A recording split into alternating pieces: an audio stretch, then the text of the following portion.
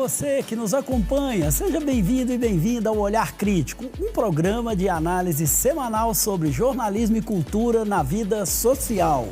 Este trabalho é feito pelo Centro de Crítica da Mídia e a pós-graduação em comunicação da PUC Minas. Eu sou Hércio Sena e estou acompanhado pela estudante de publicidade e monitora do Centro de Crítica da Mídia, Mariana Souza Lima. Olá, Mariana. Olá, Hércio, Robson. É um prazer estar aqui com vocês hoje. E o nosso convidado de hoje é o professor Robson Marques dos Santos. Robson é graduado em Ciências Econômicas pela PUC Minas, especialista em Ecologia Urbana pela Università degli Studi di Bologna. É mestre em Demografia pela UFMG. Atuou como coordenador do curso de Administração com habilitação em Comércio Exterior, além de ter exercido cargos de diretor acadêmico e pró-reitor adjunto do campus universitário da PUC Minas, em Contagem. Atualmente, ele é professor adjunto do Departamento de Economia e assessor pedagógico na Pró-Reitoria de Graduação da PUC Minas. Sua experiência abrange economia urbana e regional, globalização da economia e processos de exclusão social, além de mercado imobiliário e planejamento urbano. E também lida com questões sobre conjuntura econômica e análise de cenários. Olá, Robson. Olá, Hércio. Uma honra estar aqui com vocês. Olá, Mariana. Muito obrigado pelo convite. E hoje nós vamos aproveitar aqui a presença do professor Robson e falar sobre negócios internacionais e as consequências econômicas do tarifaço imposto pelos Estados Unidos aos produtos brasileiros comercializados naquele país. Robson, e para começar esse nosso diálogo, eu gostaria que você falasse um pouco para nós sobre o que são os negócios internacionais. Hércio, os negócios internacionais, eles remontam e eles fazem parte da história, né, do desenvolvimento das nações há um bom tempo. Se a gente pensar, por exemplo, em economia brasileira, e eu acho que é importante que todos os momentos em que falarmos dos negócios internacionais, pensarmos no Brasil, vis-à-vis o desenvolvimento das forças produtivas do capitalismo brasileiro, nós temos os negócios internacionais. De uma maneira muito simples e muito didática, você poderia pensar nos negócios internacionais da seguinte forma. Quando eu penso em economia, eu penso em agentes econômicos. Eu tenho os consumidores, né? Eu tenho os produtores, então eu estou pensando na teoria da demanda, estou pensando na teoria da oferta, eu tenho o Estado. E um quarto agente que muitos autores consideram é o setor externo, né? Todas as vezes que nós estamos falando de negócios internacionais, para uma economia específica, eu estou falando do setor externo dessa economia. Uma coisa muito simples, você pensa assim no PIB, né? Todo mundo fala de produto interno bruto, né? Que vai expressar na realidade a soma dos bens e dos serviços que são produzidos no país durante um período de tempo. O que o PIB compõe? O PIB compõe do consumo, compõe-se do investimento, compõe-se dos gastos. Eu poderia pensar internamente nesses três agentes, famílias, empresas e governos, e uma coisa importante que vai compor o PIB, depois que eu somo todos esses três agentes internamente, é o setor externo. Eu vou somar as exportações, eu vou deduzir as importações, eu vou considerar na composição da renda de um país, né, pensando macroeconomicamente, de tudo que eu somei internamente, mais o setor externo. Então, quando nós estamos falando dos negócios internacionais, de um modo em geral, nós estamos falando das relações econômicas que um país mantém com o resto do mundo. Isso, na realidade, é histórico e estrutural quando nós pensamos na Constituição do Brasil há 500 anos, aproximadamente. Sim. O Brasil, quando ele emerge, quando ele se constitui quando eu penso, por exemplo, no modelo das plantações, do plantation, né? O Brasil é uma colônia de exportação, né? E essa colônia de exportação, ela só sobrevive com os negócios internacionais, ainda que sob o domínio português e inglês, né? Porque tudo que eu preciso aqui nesse país, eu dependo tudo porque eu preciso consumir nesse país, eu dependo de Portugal, eu dependo da Inglaterra, eu dependo da França, eu dependo de vários outros países. E tudo que eu produzo, eu envio para eles. Então, de uma maneira muito básica, negócios internacionais são relações econômicas, quando eu foco na questão econômica, são relações econômicas que eu mantenho, que as unidades, que os agentes econômicos, unidades familiares, empresariais e o Estado mantém com o resto do mundo. E em relação à questão da globalização, que é um termo até que as pessoas já têm de uma maneira mais familiar, né? Mas a globalização, como você mesmo explicou aí, tem até autores que vão trabalhar com essa ideia de que a globalização começa desde as grandes expedições, os grandes descobrimentos, né? Mas qual seria, pensando hoje, né, a relação da globalização dos mercados com os negócios internacionais? Primeiro, eu queria dizer que o termo globalização ele é visto, às vezes, como uma coisa muito recente, né? Na verdade, o termo globalização passou a frequentar o ambiente, não apenas acadêmico, mas a vida das pessoas muito a partir dos anos 90. Sim, né? sim. Mas você foi muito preciso. No fundo, globalização é porque tem um mito, tem uma fantasia em torno dessa ideia. No fundo, quando eu penso em navegações, quando eu penso na expansão, né, comercial, quando eu penso na transição da velha ordem feudal para a era do capital, o que eu tenho? Eu tenho a expansão do comércio, eu tenho a expansão dos serviços, eu tenho as trocas internacionais que se intensificam e tudo isso, na verdade, é um estágio bastante avançado da globalização. Existem autores que, inclusive, trabalham com o termo da globalização, falando que a globalização está presente na nossa vida desde o Império Romano, né?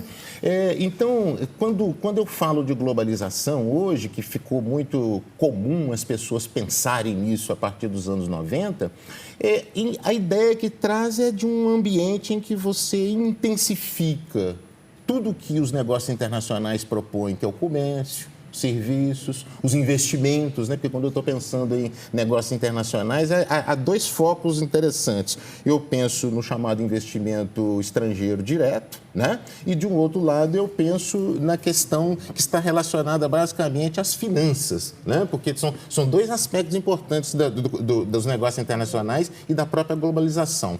Quando eu penso na composição da produção por parte das empresas, eu estou pensando no investimento direto, eu estou pensando no investimento estrangeiro. Quando eu falo da Fiat, quando eu falo da Volkswagen, quando eu falo da Chrysler, quando eu falo, na realidade, da Hyundai, quando eu falo de várias empresas que se instalam, por exemplo, no meu território, eu estou pensando em investimentos diretos. Mas, para além dessa questão dos investimentos diretos, eu tenho uma coisa também muito forte, como se fosse um alicerce disso, que é o dinheiro, né? Que são as finanças, né? Que é um investimento que a gente chama muito em carteira.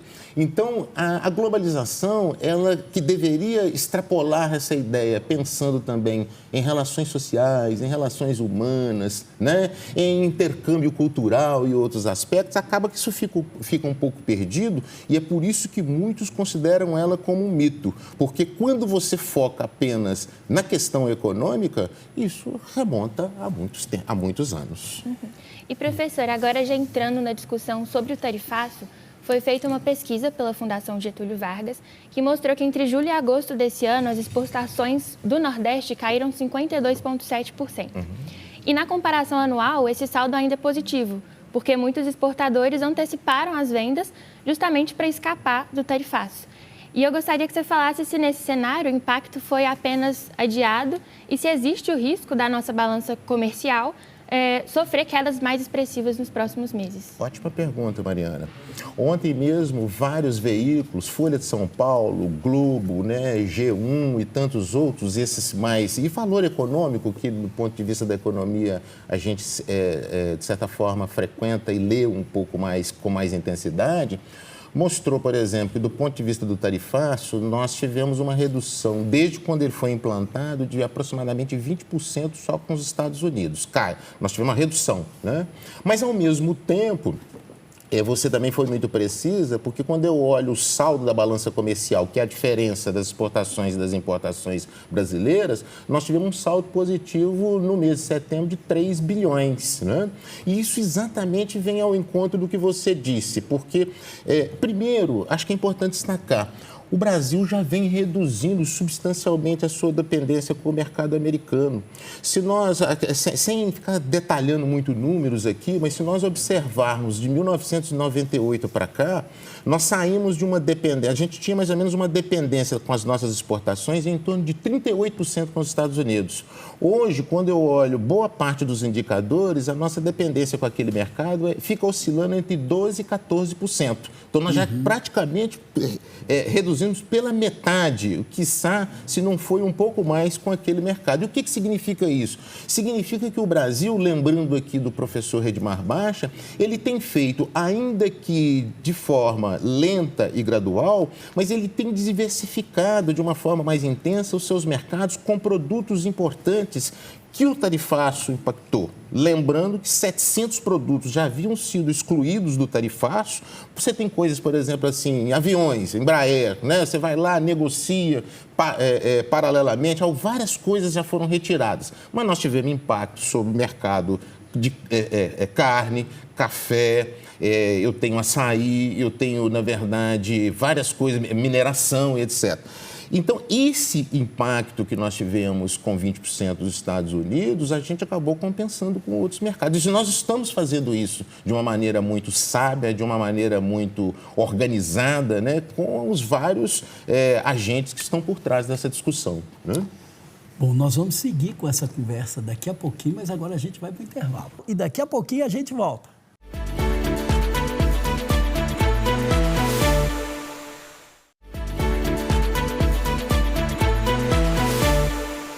O Olhar Crítico está de volta com o professor de economia Robson Marques. Bem, Robson, agora a gente vai para uma pergunta do estudante de terceiro período do curso de cinema da estudante, a Brenda Hiromi Tatibana. Olá, meu nome é Brenda, sou estudante de cinema e audiovisual da PUC Minas e eu tenho uma pergunta para o professor Robson. Qual é o impacto do tarifaço no índice de desemprego do Brasil? Brenda, uma honra receber a pergunta da nossa aluna. Na verdade, Brenda, no primeiro momento, eu acho que nós todos nós, não foi só no Brasil, se você pensar no tarifaço imposto pelos Estados Unidos à Índia, né? Porque foi Índia, China, né? Na verdade, tivemos Canadá, né? Então, quando foi colocada aquela tarifa de mais de 40% sobre as nossas exportações, sempre lembrando que, na realidade, o Brasil, a Austrália e Reino Unido acho que são os únicos 3 países que os Estados Unidos têm saldo positivo no comércio exterior, né? Então, aquilo gerou uma estranheza muito grande, né? Porque se a gente observar, eu lembro muito do economista Paul Krugman, né? Se a gente utilizar a equação, a métrica, né, utilizada pelos Estados Unidos para impor o tarifaço, não tinha nada a ver com o Brasil. A gente tem saldo negativo no comércio exterior com os Estados Unidos. Sim. Então, gerou-se um pânico. Por exemplo, eu lembro de um número de alguém falando de 150 mil pessoas desempregadas com o tarifaço na produção de açaí, os produtores de açaí, aproximadamente, né? Não é pouco significativo você pensar num número como esse. Eu até hoje não vi, depois de passado esse nevoeiro, esse grande pânico, né, nenhuma pesquisa que possa ter me apontado na realidade, viu, Brenda, um número que assim, nós podemos ou tivemos na realidade um impacto no mercado de trabalho de tantas pessoas.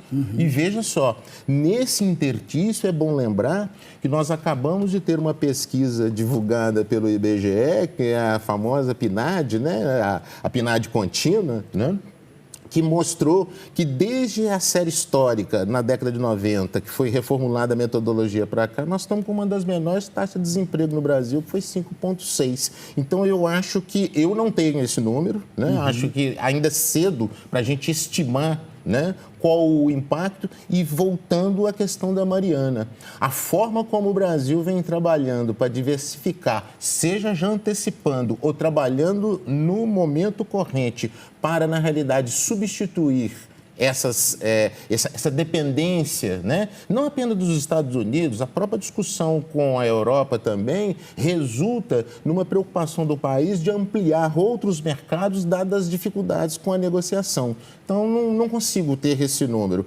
Acho que ele não foi tão impactante no momento como se estimava. E dentro disso, como é que quais seriam as regiões, né, brasileiras, então, que seriam mais impactadas ou mais prejudicadas com esse tarifaço dos Estados Unidos? Nesse momento, Écio, nós precisamos. Então, quando eu falei de café, né? Café é sempre uma boa discussão quando a gente está pensando em setor externo. E é sempre bom destacar que não é a primeira vez que nós temos sérios problemas com a questão cafeeira no Brasil, né? Se a gente voltar no convênio, nosso tempo é curto, mas se a gente voltasse no convênio de Taubaté, 1906, se a gente voltasse na realidade na crise de 1929, né? A grande crise de 1929, todo mundo conhece, né? A ideia de 90 milhões de sacas de café queimada para gerar uma elasticidade de preço e manter a renda naquele período. Se você voltar na história da economia republicana brasileira, café é um item importante. Dos 10 produtos que, na realidade, compõem a cesta básica, que compõe a pauta de exportação do Brasil, o café está lá. Quando eu falo de café, eu estou pensando, por exemplo, no sul de Minas. Eu estou pensando em parte da região de São Paulo, eu tenho região do Rio de Janeiro, tem impactos sérios, né? E olha que, na verdade, vários produtores têm, por estarem há algum tempo diversificando o mercado, outro dia nós vimos aí o café vai ter, provavelmente, nesse mês ou na virada do mês de outubro, mês de novembro, ou chegando no final do ano, nós vamos falar de um impacto de 15% de correção do preço do café. Sinal que nós não estamos tendo tanto problema assim, porque se o café está aumentando, eu tenho demanda. Falei da região norte, açaí, né? Uhum.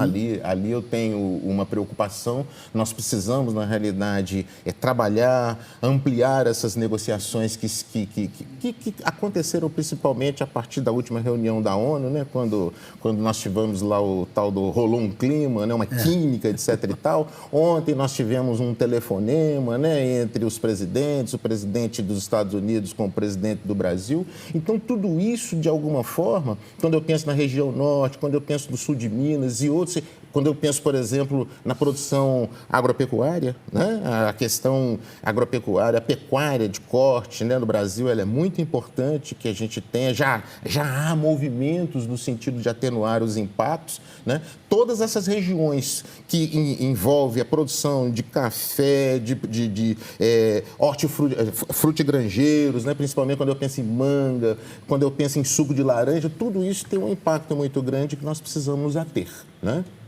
Bom, e com as dificuldades para exportar para os Estados Unidos, o Brasil ele tem condições de redirecionar essas vendas para outros lugares, como Europa, Ásia?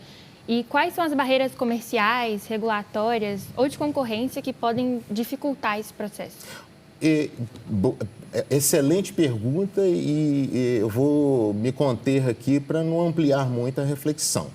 Porque, de um lado, eu tenho um desmanche de uma coisa que já vem acontecendo há algum tempo, do que é chamado de multilateralismo, né? Quando você tocou na questão da globalização, esse ponto é importante. E o reforço, há algum tempo, seja por parte dos países da Europa, como também dos Estados Unidos, sempre lembrando que isso não é nada novo. Em 2018, nós tivemos um problema dessa natureza com o próprio Trump.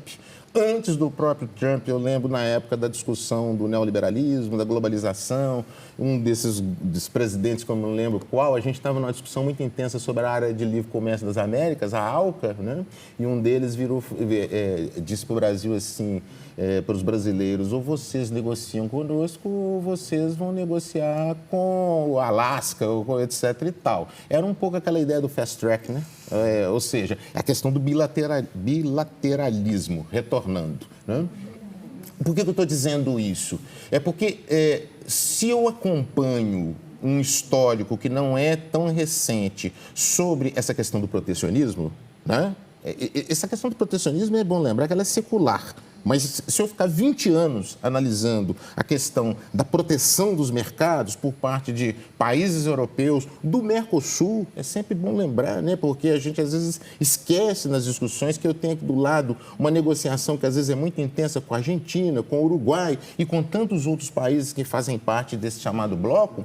Então, tudo isso acabou nos conduzindo há algum tempo a olhar um pouco mais adiante e nos preocuparmos com uma mais intensa proteção por parte das nações. Num mundo em que o comércio internacional, em que os negócios internacionais já se acirram há algum tempo, né, por uma série de razões, sejam por razões de geopolítica ou seja por razões de geoeconomia, né, que pode ser uma coisa ou outra, e até por defesa de emprego, por questões de recursos naturais, por questões relacionadas à propriedade intelectual e tantos outros. Então, nós estamos há algum tempo numa caminhada de tentar nos esforçarmos a compensar mercados perdidos por outros mercados, que ampliaram significativamente nos últimos tempos. Se eu pensar em África, se eu pensar em Oriente Médio, né? Se eu pensar em outras fronteiras que vêm se abrindo há algum tempo e que o Brasil, a cada dia que passa,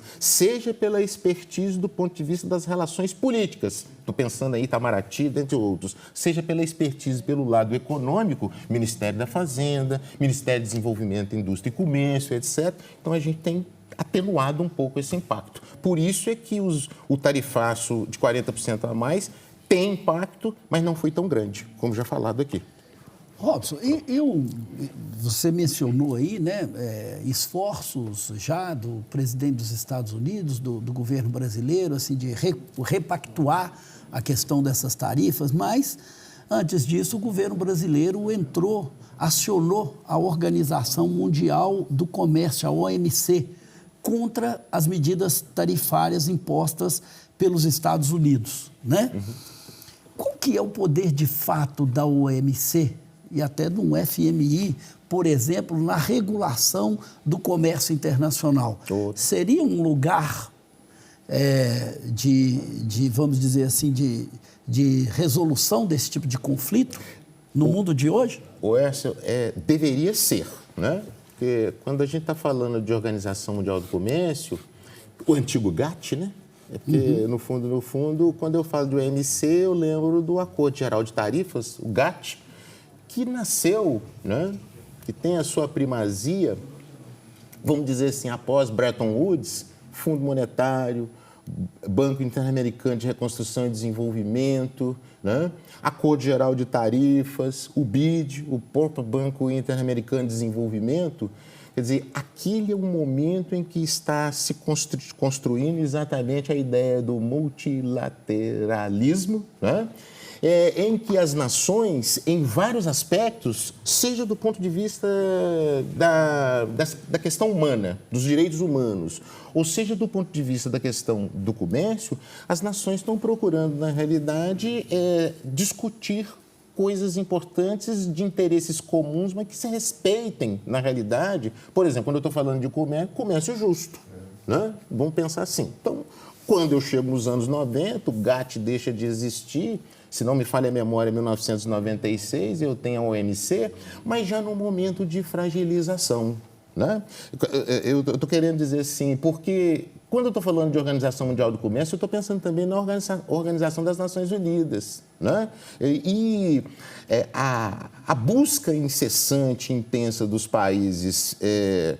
Primeiro, tipo assim, eu vou pensar na América para a própria América, eu vou pensar nos brasileiros para os próprios brasileiros, eu vou pensar nos europeus para... Não era essa a perspectiva que tinha nascido do pós-guerra, né? Uhum. A perspectiva do pós-guerra era que as nações pudessem, na realidade, em vários aspectos, meio ambiente, comércio, direitos humanos, a questão da segurança internacional, que a gente vê tão fragilizada, né? Porque da mesma forma que eu analiso a questão econômica, eu analiso, por exemplo, a questão da fragilidade do ponto de vista da questão dos conflitos, né? Dos conflitos armados. Então, a gente começou a perder um pouco isso por razões, seja do ponto de vista econômico, mas também do ponto de vista político e institucional.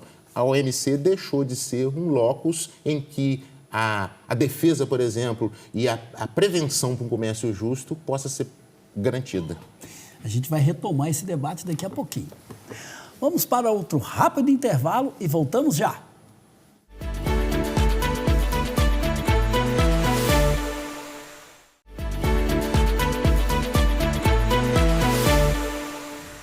O Olhar Crítico está de volta, falando sobre o tarifaço com o professor de economia Robson Marques.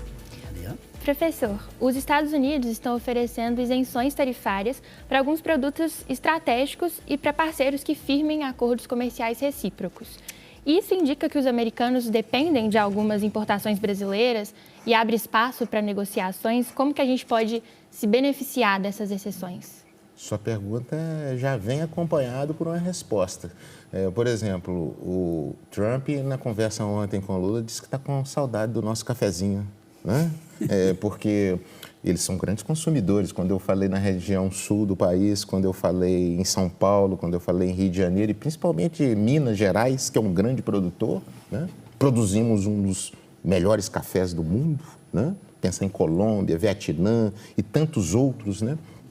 Que exportam café mundo afora, inclusive para os Estados Unidos. O Brasil, ele é um player, ele tem uma participação importante nesse mercado.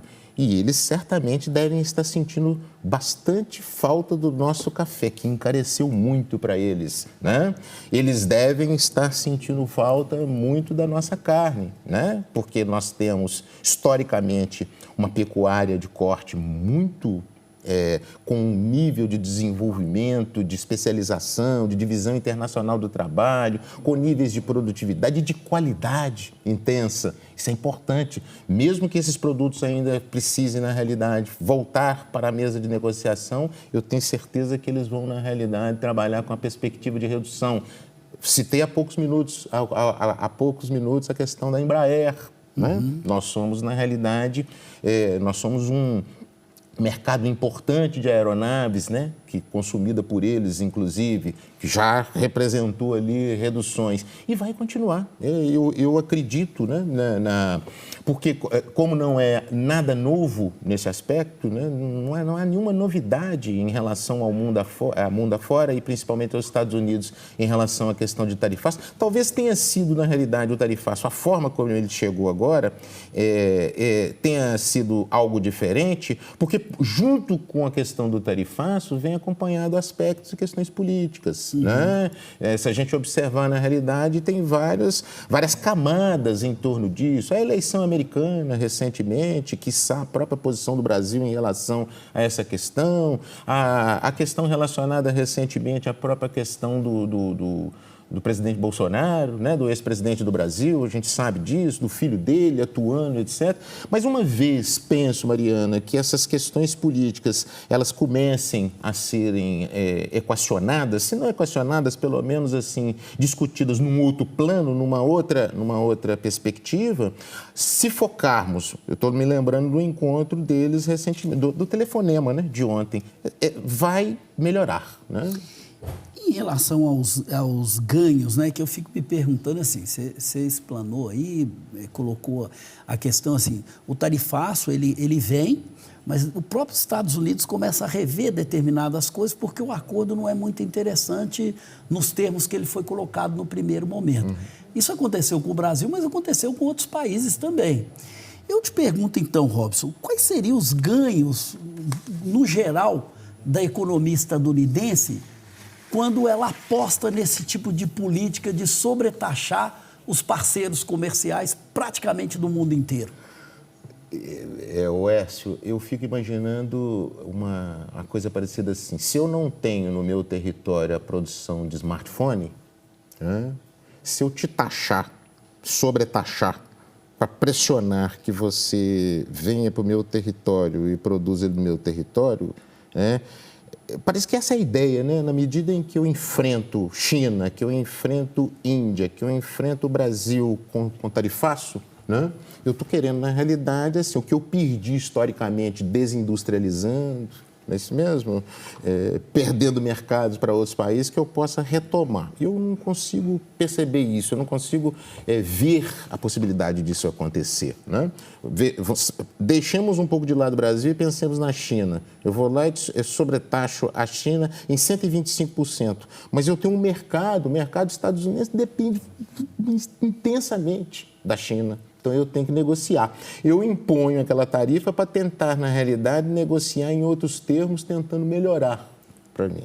Mas eu vou ter que negociar, né? Assim como eu sinto falta, eu preciso de alguns produtos brasileiros, eu vou te sobretaxar, eu vou adicionar 40% para tentar, na realidade, depois retomar nas mesas de negociações, melhorar a minha, vamos dizer assim, a minha participação nesse mercado. Eu penso que essa é a direção. Bom, nós vamos então agora para a pergunta do estudante do terceiro período de Cinema e Audiovisual, Lucas Marques. Olá, meu nome é Lucas, eu sou do terceiro período de Cinema e Audiovisual da PUC Minas e minha pergunta vai para o professor Robson Marques. Eu gostaria de saber qual o impacto do tarifaço na inflação no Brasil, considerando a diminuição da exportação e o aumento da oferta interna dos produtos tarifados. Pergunta ótima do Lucas, né? Pensar em, como eu falei no início, economia internacional e pensar na economia interna. Eu vejo que o impacto é positivo, porque se eu deixo de exportar, né, uma quantidade de café, uma quantidade de suco de laranja, uma dada quantidade de carne, uma dada quantidade de carne bovina, por exemplo, e outros, né?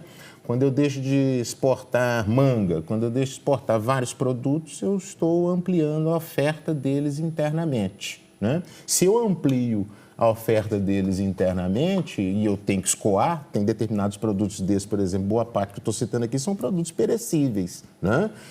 Não estou falando em exportação de equipamentos eletrônicos, não estou falando, na realidade, de veículos. Então, se eu aumento, amplio a oferta, significa que o preço cai no mercado interno. Já há, na verdade, movimentos interessantes. Inclusive, é importante, Lucas, dizer que se para atingirmos a meta de inflação de IPCA esse ano estava difícil, pode ser que consigamos, na realidade, nessa reta final, nesses últimos 3 meses, melhorar, e já está melhorando, o impacto do IPCA sobre o acumulado por causa da queda de alguns produtos que, inclusive, podem estar no consumo popular, no consumo das famílias, né? Que, como inclusive foi citado aqui, tem um peso significativo na composição do PIB e, consecutivamente, da população como um todo. Então, esse impacto, internamente, ele é bom, né? Do ponto de vista da inflação. Pode reduzir o processo inflacionário. Pode até afetar o bolso do cidadão comum. Né? Exatamente, porque reduzindo preços desses bens, consecutivamente, eu vou ter uma queda da inflação no Brasil, né? Ou pelo menos, assim, aquilo que a gente estava temendo, que era fugir totalmente da meta, pode ser que consigamos, na realidade, assim, melhorar um pouco essa previsão. Considerando a tradição do Brasil em defender a integração regional, negociar em bloco com os Estados Unidos é uma opção? Eu acho que nós não temos muita opção, porque a negociação em bloco ela é sempre melhor, né? Ela é sempre, do ponto de vista do comércio internacional, globalização, blocos econômicos. Quer dizer, quando você caminha nessa direção, você pode reforçar a sua caminhada, você pode ter um reforço na sua caminhada, porque eu encontro parceiros regionais cujos interesses são semelhantes, né? Por exemplo, é muito interessante, é muito mais vivo e mais vantajoso do ponto de vista das chamadas vantagens comparativas que a gente gosta muito de falar no comércio internacional. Se eu estiver junto com a Argentina, com o Uruguai, com o Paraguai, por exemplo, negociando junto com os países de África, né, etc. e tal, é muito mais interessante. Você aumenta, na realidade, o seu poder de persuasão e, consecutivamente, de ganhos de escala, né, nas negociações. Mas nós estamos, Mariana, eu diria até que, infelizmente, numa caminhada diferente, que é exatamente a questão das negociações bilaterais. E eu não tenho como abdicar disso, né? É impossível, nesse momento, por exemplo, eu pensar em não sentar, mesmo não tendo aplicado a lei da reciprocidade, porque num determinado momento nós falamos aqui de OMC e nós poderíamos ter aplicado a lei da reciprocidade e não aplicamos por razões de interesse brasileiro, os empresários, né? O próprio governo brasileiro achava que não era interessante aplicar a lei da reciprocidade do ponto de vista do tarifácio. Então, é importante, ainda que eu não tenha o bloco, mas que eu sente com uma economia daquela dimensão, com aquela participação no comércio global, né? Mas sempre negociar em bloco, isso vale para tudo, né? Eu acho que isso vale para várias outras coisas na vida. Você está coletivamente, na realidade, participando, né, de fóruns, negociando, seja do ponto de vista dos direitos humanos, seja do ponto de vista da questão trabalhista, seja do ponto de vista das questões políticas, seja do ponto de vista das questões de segurança e, em especial, do ponto de vista da questão do comércio, é sempre mais recomendável. Eu acho que nós estamos, na realidade, trabalhando com as duas coisas e não temos como abdicar de fazer também comércio bilateral. Né? O próprio movimento dos trabalhadores mostra isso, né? As negociações são sempre coletivas porque os problemas são coletivos, né? Isso. No comércio internacional também não seria diferente. Mas a gente vai voltar com esse debate aqui no outro bloco. Vamos para outro rápido intervalo e já a gente está de volta.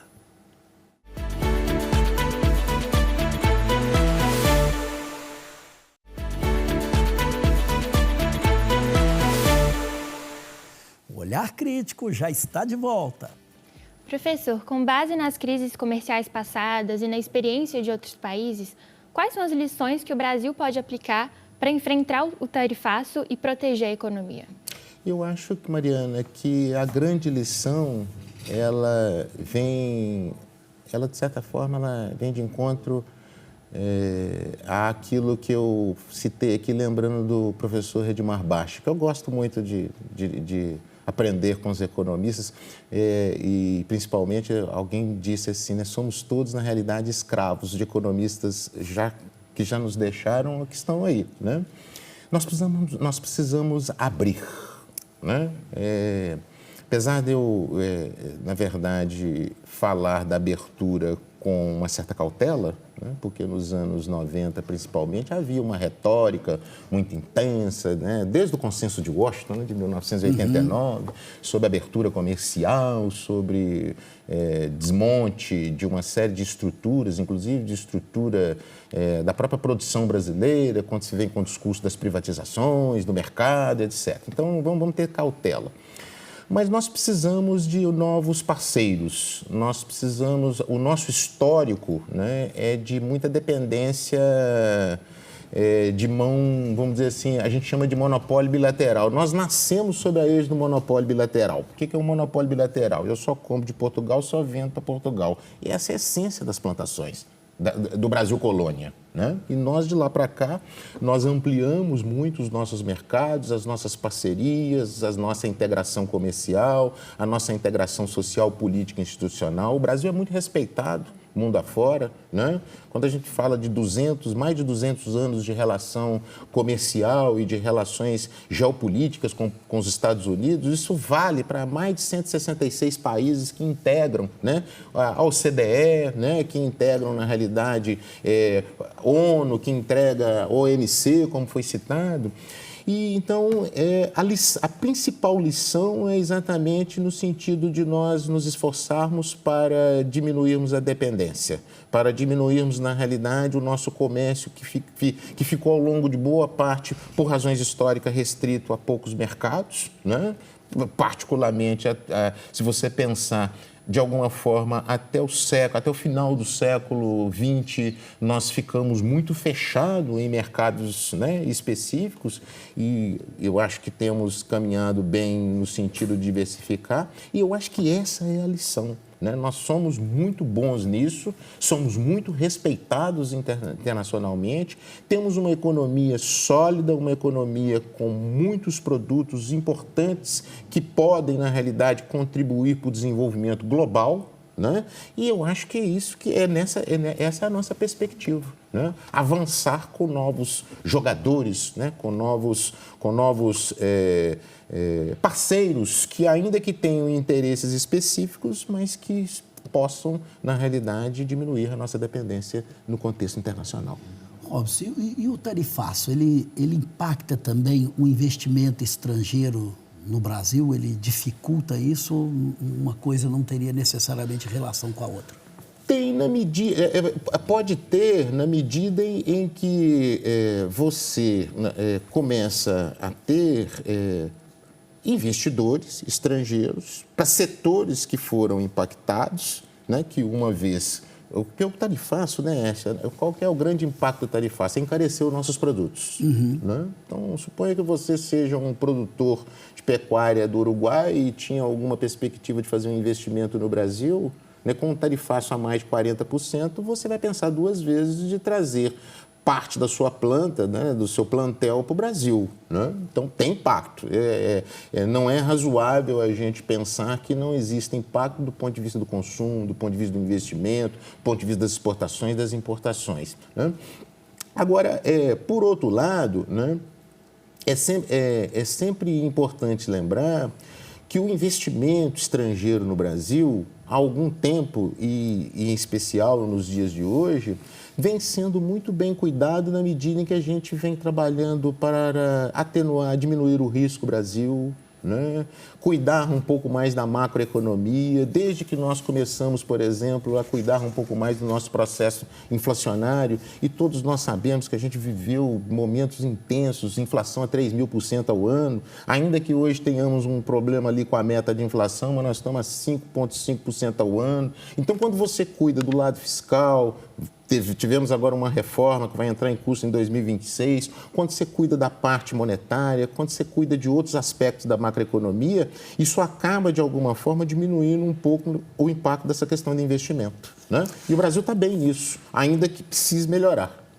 Sim, agora eu gostaria que a gente visse uma produção audiovisual feita por estudantes do terceiro período do curso de cinema e audiovisual. Seus alunos. Eu acho que Nos últimos meses, o chamado tarifaço imposto pelos Estados Unidos no Brasil ganhou destaque no cenário econômico. Essa medida aumentou significativamente as tarifas de importação dos produtos brasileiros, o que diminui drasticamente a competitividade do país no mercado norte-americano. Embora, à primeira vista, esse impacto pareça restrito a alguns setores, como a indústria, a agricultura, a cultura também sente os reflexos. O cinema brasileiro, que depende da circulação internacional para ganhar espaço em festivais, garantir a distribuição em salas estrangeiras e negociar a exibição em plataformas digitais, pode enfrentar ainda mais barreiras para chegar ao público externo. Afinal, tarifas mais altas e relações comerciais fragilizadas não afetam apenas negócios de grande porte. Afetam também a difusão da nossa produção artística e a projeção da identidade cultural do Brasil no exterior. Hoje nós vamos entrevistar alguns alunos da PUC Minas sobre o tarifaço. Vocês sabem que os Estados Unidos taxou o Brasil em 50% nas importações e exportações? Sim, eu fiquei sabendo disso. Então, eu fiquei sabendo dessa bomba que surgiu, né, que os Estados Unidos nos taxou 50%. Eu sei que os Estados Unidos, né, igual você falou, taxou o Brasil, importações e exportações, mas só que o Brasil também taxou, né, os Estados Unidos. É uma coisa muito prejudicial para o nosso país, para o mundo também, porque vai afetar a questão dos empregos também, a questão também da qualidade de vida, do custo de vida principalmente, porque as coisas estão aumentando de preço, mas o salário mínimo continua o mesmo. Quando coloca essa tarifa sobre os produtos brasileiros, acho que quem exporta evita de exportar para os Estados Unidos por ficar mais caro. O Brasil, ele é um país que ele tem muita cultura, a gente faz filme muito bom, só que infelizmente não tem muito investimento.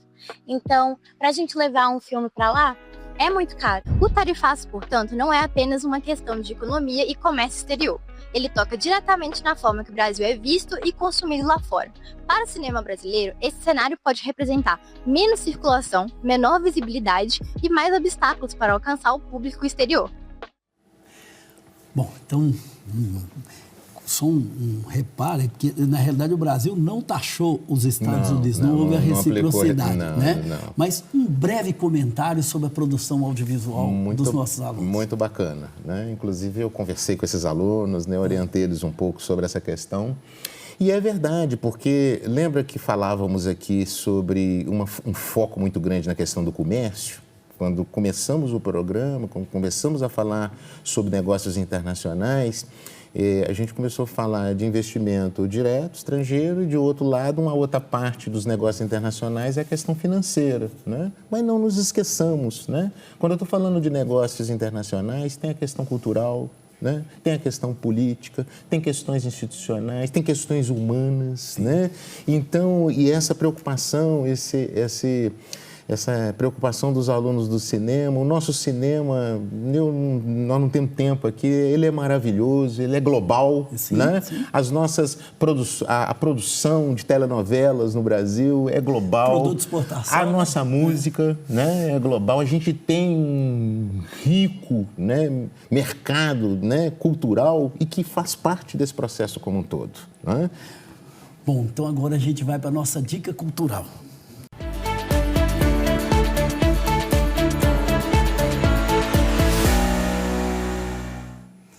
Eu começo com a dica cultural de hoje, que eu vou indicar aqui o livro Narrativas de Urgência. E vou convidar vocês também para o lançamento desse livro. É um livro que está chegando agora, um livro publicado pela editora PUC Minas. É um livro do qual eu faço parte, tem um artigo, um capítulo assinado nesse livro, e ele é um livro organizado por mim, pelo meu colega, professor Márcio Cerelli, também professor da PUC Minas, e pela nossa colega Rosana de Lima Soares, que é uma professora da ECA USP. Narrativas de Intervenção é um livro que procura trabalhar com o reconhecimento das identidades, os genocídios, os negacionismos, na medida em que essas questões são tratadas narrativamente, seja no cinema, seja na literatura, enfim, em todas as formas culturais onde outras realidades do mundo são apresentadas como possibilidades. Então fica aí a dica. O lançamento do livro será no dia 30/10, né? Numa quinta-feira, a partir das 18 horas, no Espaço Cultural O Quinteiro, que fica na Rua Salinas, número 1008, no bairro Floresta. Fica aí a dica, então, do lançamento do livro. Mariana, o que você trouxe para nós de dica cultural? A minha dica cultural foi o livro Peso do Pássaro Morto, da Aline Bey. Ela é uma autora nacional e ela escreve em prosa. E é muito interessante porque nesse livro ela retrata a vida de uma mulher, uma personagem até então sem nome, dos 8 aos 52 anos. E como que ela foi lidando com as perdas ao longo da vida. E a escrita da Aline Bey chama muito a minha atenção pela sensibilidade dela. E é uma obra muito legal que eu acho que muitas mulheres vão se identificar. Bom, boa leitura aí. Vamos pegar essa indicação também. Robson, qual que é a sua indicação de hoje? Eu fiquei numa dúvida quando me pediram a indicação, mas eu lembrei-me do Adam Smith, lembrei-me do David Ricardo. O David Ricardo é um dos pais do comércio internacional, né, do comércio exterior. Quando ele publicou seus princípios de economia política e de taxação, ali estava nascendo, né, a lei das vantagens absolutas, comparativas no comércio. E por que eu me lembrei disso? Porque tem todo um discurso muito neoliberal, né, por trás de toda essa discussão que envolve tarifaço, que envolve economia global, etc. Então, eu me lembrei muito do Titãs. Eu adoro o Cabeça de Dinossauro e ali tem uma música que chama Estado Violência. Sinto no meu corpo a dor que angustia, a lei ao meu redor, a lei que eu não queria, Estado e violência, Estado e hipocrisia, né? A lei que não é minha, a lei que eu não queria. Isso nos ajuda, inclusive, numa perspectiva contemporânea, a dizer e a reforçar a ideia de que, por mais que nós tenhamos algum tipo de recusa pela participação do Estado na nossa vida, quando a gente olha para o tarifaço, quando nós olhamos, na realidade, para a economia global, para os negócios e para o comércio internacional, na verdade, o principal agente que está dando a ordem, que está definindo essa nova ordem, vamos dizer assim, geopolítica e global, é o Estado. Não tem nada de mão invisível nesse processo e é um Estado violento, né? Não é um Estado, na realidade, que a gente gostaria de ter, que nós precisamos trabalhar, né? É isso, então. Quero te agradecer, Mariana, pela sua presença, pela sua participação. Você foi fundamental para que essa entrevista acontecesse. Muito obrigado. Eu que agradeço. Obrigada, Hércio. Obrigada, Robson. Foi um prazer dividir a mesa com vocês. Robson, muito obrigado por você ter colocado à sua disposição o seu conhecimento, ter nos dado essa grande contribuição para entender esse tema. Foi bom demais ter você aqui conosco. Eu que te agradeço, Hércio, agradeço muito a sua companhia, Mariana. Parabéns, né, pela sua caminhada, né? Muito sucesso na sua formação. Foi uma honra estar aqui. E assim terminamos aqui o nosso programa. E lembramos a você que ele também está disponível no YouTube e na plataforma Spotify. Nos acompanhe por lá também. Um abraço para você e até a próxima semana.